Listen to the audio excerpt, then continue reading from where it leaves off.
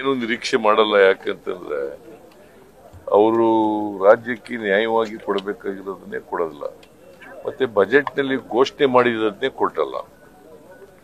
ಇವತ್ತಿನವರೆಗೆ 23-24 ಬಜೆಟ್ ನಲ್ಲಿ ಅಪ್ಪರ್ ಭದ್ರಾ ಯೋಜನೆಗೆ 5300 ಕೋಟಿ ಕೊಡ್ತೀವಿ ಅಂತ ಹೇಳಿದ್ರು. ಬಜೆಟ್ ನಲ್ಲಿ ಘೋಷಣೆ ಮಾಡಿದ್ರು.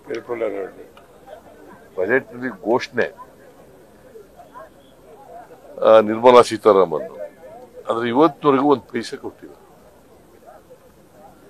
ಅದರಿಂದ ನಾನು ಅವರು ಹೇಳೋದನ್ನೇ ಕೊಟ್ಟಿಲ್ಲ ಅಂತಂದ್ರೆ ಏನ್ ನಿರೀಕ್ಷೆ ಮಾಡೋದು ಅವರಿಂದ? ರಾಜ್ಯಕ್ಕೆ ಈಗ ಅನೇಕ ಪ್ರಾಜೆಕ್ಟ್ಗಳಿಗೆ ದುಡ್ಡು ಕೊಟ್ಟಿಲ್ಲ ಅವರು.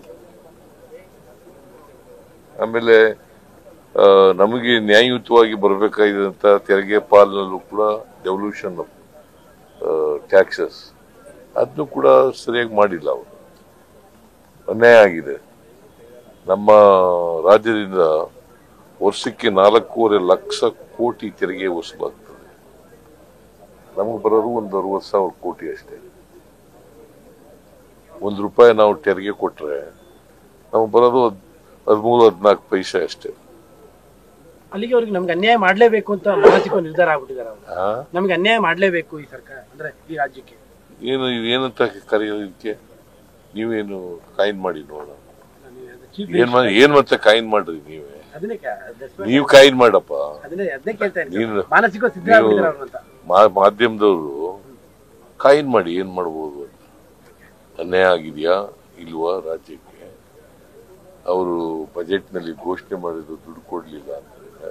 ನಬಾರ್ಡ್ ಕಟ್ ಮಾಡಿದ್ರಲ್ಲ ಸರ್, ಅದಕ್ಕೆ ಲೆಟರ್. ಆಮೇಲೆ ನಬಾರ್ಡ್ ನಲ್ಲಿ ಗ್ರಾಂಟ್ ಬಂತಂದ್ರೆ ಸರ್ ಮಾಡಲಿಲ್ಲ. ಸುಮಾರು 58% ಕಟ್ ಮಾಡ್ಬಿಟ್ರು. 58%. ಕಳೆದ ವರ್ಷ 5,600 ಕೋಟಿ ಕೊಟ್ಟಿದ್ರು. 2,340 ಕೋಟಿ ಬಂದಿದೆ. ಹಿಂಗೆ ಕರ್ನಾಟಕಕ್ಕೆ ಅನ್ಯಾಯ ಮಾಡುತ್ತಲೇ ಇದ್ದಾರೆ ನಿರಂತರವಾಗಿ.